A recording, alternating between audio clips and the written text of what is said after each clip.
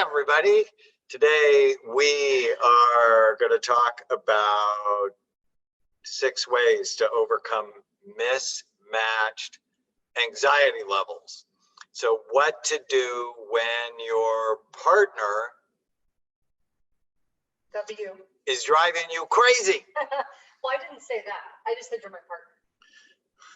Aren't you glad you weren't inappropriate when we were live? And no one knew, and you didn't know we were live. I am never. He is. I know. I have to tell a story. I was doing book tour for Omni Diet.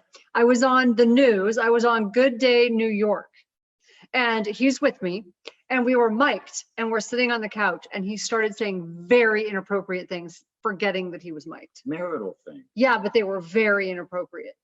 They were not appropriate. You're going to start this live with I'm that? just saying. You have to be careful what you say. Mismatched. Someone is always listening. All right, pop quiz. On a scale of 1 to 10, where's your anxiety levels these days? So 1 is really awful, 10 is peaceful. Where's Tana's? Well, I was just telling you, about a year and a half ago, I was thinking to myself, how is it possible for my life to be so perfect? Like, it just feels so peaceful and so good. And then about a month ago, I was like, just like, and I'm not generally an anxious person like that. So I might cause a little anxiety, but I don't usually get much anxiety. She causes. And I'm telling you, I have been so anxious. So 1 to 10.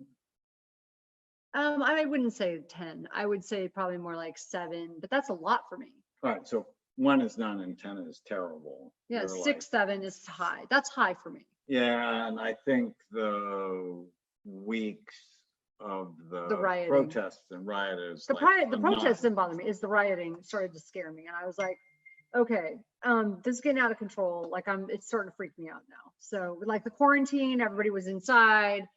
I could see people getting depressed. That didn't affect me as much. It was when I felt a lack of control, the chaos, that scared me.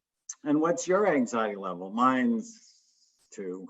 Yours was more, we were mismatched because your anxiety didn't go up at all during the social stuff. Well, I don't know about not at all, but not much.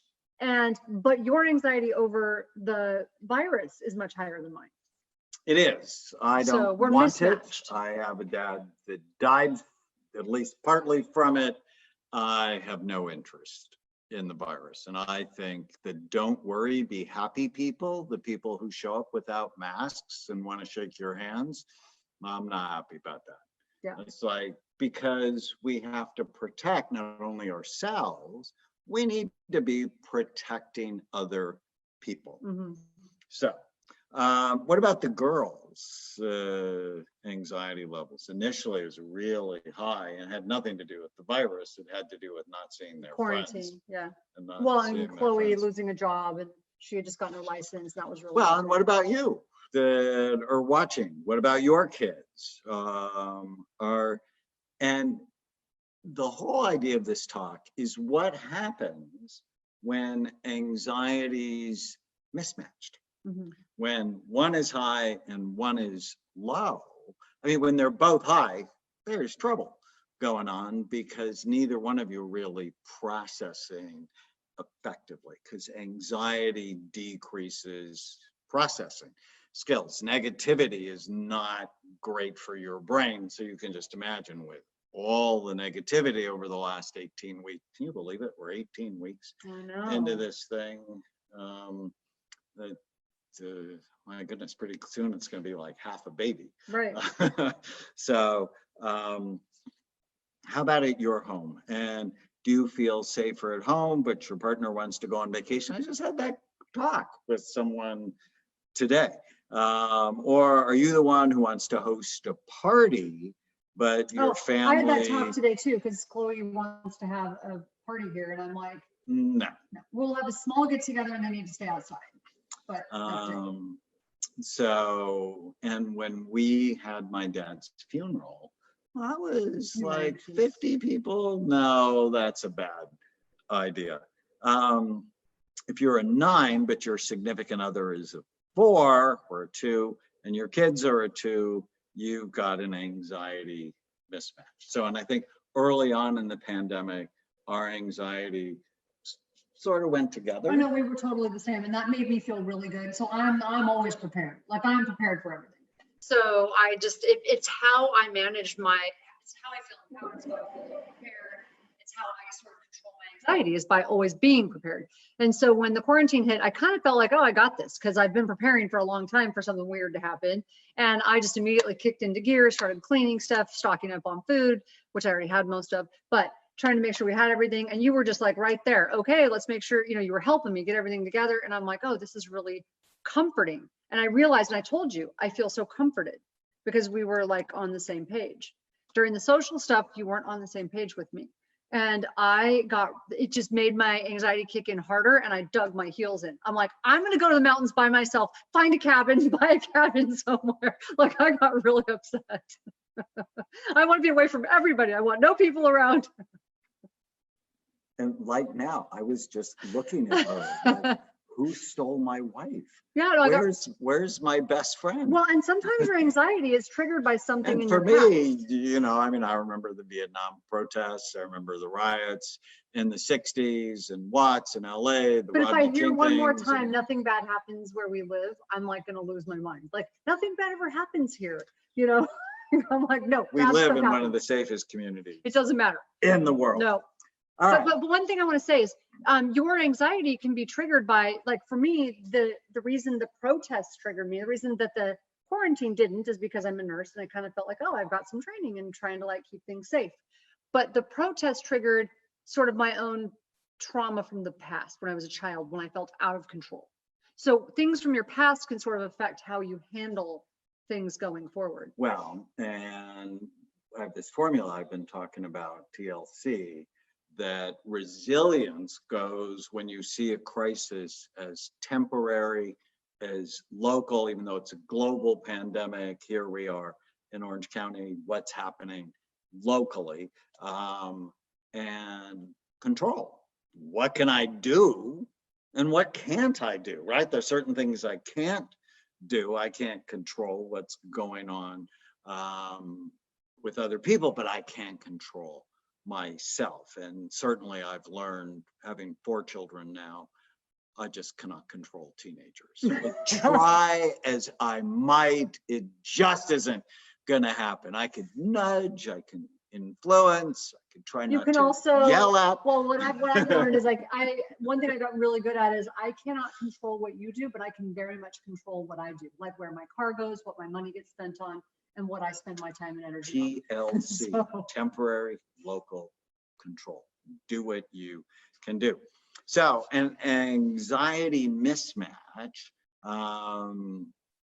during a pandemic can increase tension, fear, worries, frustration, irritability, relationship problems. Now, what it does is cortisol. So you're stressed, and I think of cholesterol as the mother hormone. It's really important not to be too high, but you also don't want it to be too low. But when you're stressed, you use your hormone precursors, go to cortisol and adrenaline, and just completely messes with estrogen, progesterone, and testosterone.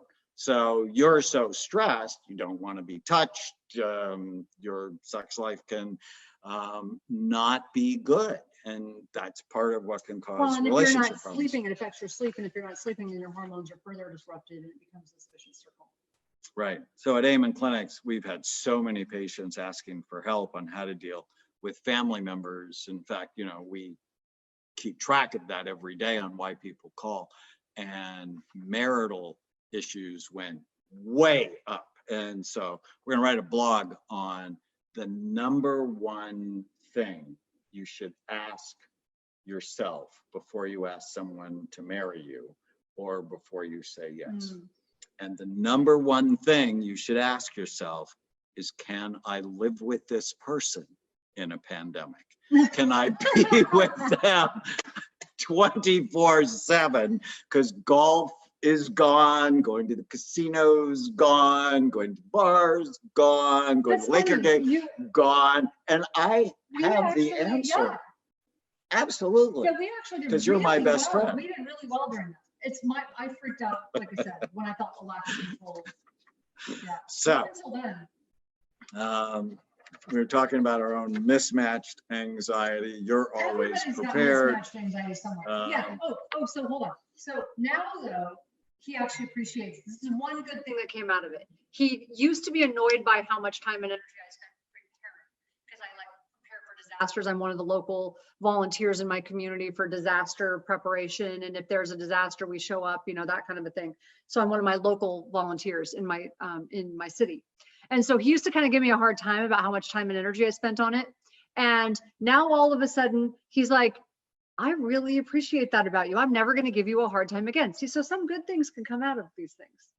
I know it's going to cost me money. All right, 6 things you can do to cope with mismatched anxiety. Number 1, avoid the 4 horsemen of the apocalypse. You want to ruin a relationship? This is research from John Gottman. He talks about the 4 horsemen of the apocalypse. Contempt. Talk down to your partner. That is actually one of the predictors of divorce. Criticize. Don't look at you, just look at them and complain. Defensiveness. No matter what it is they say, it's like you wear Teflon and just, you don't hear it, bounces back. Or the automatic no is another one. Or stonewalling, where you just won't deal with the situation. So avoid those. Number 2, share the reasons behind your anxiety. Talk it through. And for the person who's less anxious, you want to be a good listener. So I pride myself on being a good listener, and I'm a good listener when I've slept, when I've ate in a healthy way, when I don't believe every stupid thing I think. Well, and we all have times where we don't think something is important that our partner might think is more important. But one thing you're good at is, even if like there's times where you don't think what I'm stressed out about is important and you don't understand why I'm stressed out. But if I stop you and go, I need you to listen. This is important to me. You will, even if you don't feel like it is, you will stop and go, okay, I hear you. So I might have to say that to you, but you will do it. Looking at buying a mountain. Yes. Somewhere completely isolated. So might be in like Antarctica. Communicate.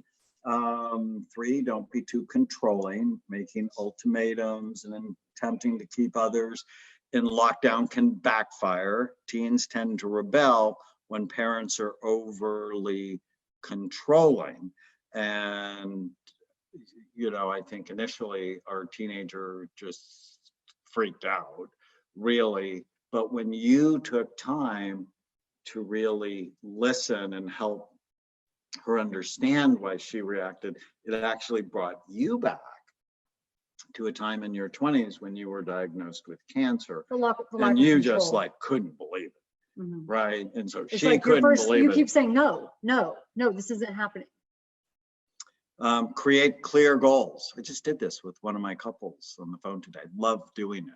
All businesses have business plans. They have mission statements. Mm-hmm. You need a plan for your relationship. And ours, and it's basically been the same since the beginning. What do we want? A kind, caring, loving, supportive, passionate relationship. Always want that. Mm-hmm. Don't always feel like that. Get all sorts of rude thoughts in my head. Like I'm leaving and going to a mountain cabin by myself. and when we get settled and we go, well, if I say this, does it fit the goal? If I do this, does it fit the goal? And I never want you to feel like I don't love you, or I don't trust you, or I don't care about you. And so not believing, Jerry Seinfeld once said, the brain is a sneaky organ. We all have weird, crazy, stupid, sexual, violent thoughts that no one should ever hear. And so before you let that thought get out of your mouth, ask yourself, does it fit? Will it get me what I want in my relationship? But first you have to know what you want. So clear goals help lower high anxiety. One of my favorite supplements is Happy Saffron. There's three of us in this house are taking Happy Saffron just to, during a stressful time, helps to boost your mood, lower anxiety. We also at Brain MD make something called GABA calming that helps just to take the edge off. Alcohol's not the thing. I felt like a drug dealer the other day. Chloe was really, really anxious about something. Do you remember that? She was like crying and anxious, and she comes and she's like, I need to go for a drive. I need to talk to you about something. I'm like, what? We get in the car. She's like, I really need some GABA. Someone bring me some GABA. It was the weirdest conversation, but it really helps her settle down. So diaphragmatic breathing, killing the ants, anti-anxiety foods. We're having salmon tonight in a little bit. I'm pretty excited about that.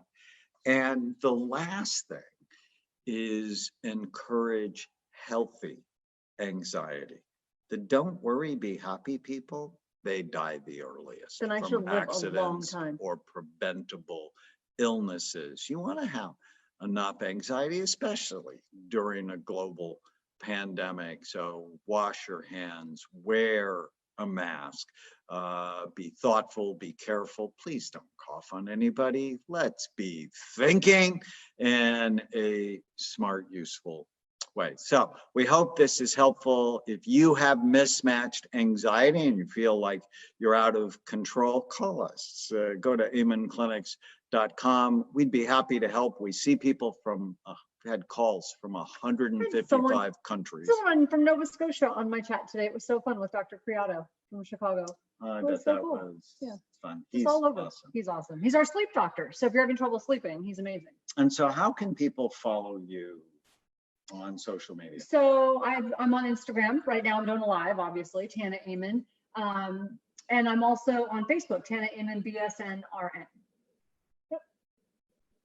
And I have free recipes on my website. So tanaamen.com. You can get free recipes. You can get blogs, all sorts of free fun stuff. And we just went over 8.5 million. Oh, podcast. Yes. On our podcast, Brain Warriors Way. So if you like this, brainwarriorswaypodcast.com, you can listen to about 700 podcasts. And we love answering questions. So please send us your questions, your comments, your concerns, what's going on in your life. Like, we love to do that. So great.